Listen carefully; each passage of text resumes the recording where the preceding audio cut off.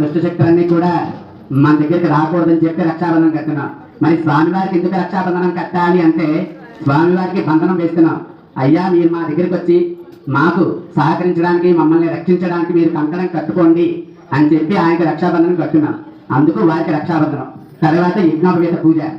రక్షాబంధనం అయిన తర్వాత మనకంటే సువర్ణం వెయ్యాలి. ప్రస్తుతం సువర్ణం అంటే అందరి వర్ణాలు మారిపోతాయి త్వరలో. అందుకని సువర్ణం లేకుండా ఫస్ట్ అనాదిగా వస్తుంది నార యజ్ఞోపవేతం వెయ్యొచ్చు. కాబట్టి నార యజ్ఞోపవేతం వేశాం. ఇప్పుడు కన్యావరణలు. ఈ కన్యావరణ అన్నది ఏంటంటే ఇప్పుడంటే అందరికీ కూడా మ్యాట్రిమోనీలు, ఫేస్బుక్లు, ట్విట్టర్లు అన్నీ వచ్చి అబ్బాయి అమ్మాయి చూసేసుకొని చేసేసుకుంటున్నారు. కానీ ఇంతకు ముందు ఎప్పుడైనా ఎవరైనా ఒక అబ్బాయిని కానీ ఒక అమ్మాయిని కానీ వెతకాలి అంటే కనుక ఒక బ్రహ్మగారికి పిలిచి, అయ్యా మా ఊళ్ళో అబ్బాయి ఉన్నాడు, మా ఇంట్లో అమ్మాయి ఉంది, వారికి చక్కని అమ్మాయిని తీసుకురండి, చక్కని అబ్బాయిని తీసుకురండి అని చెప్పి దారి ఖర్చులు ఇచ్చి పంపేవారు. ఇప్పుడు దారి ఖర్చులు కాదు అన్నీ వేసేస్తున్నారు.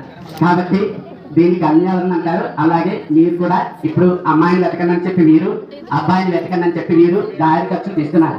దాన్ని కన్యావరణ అంటారు. కాబట్టి ఇతోధికంగా నేను చిల్లర పట్టుకోమని చెప్పాను.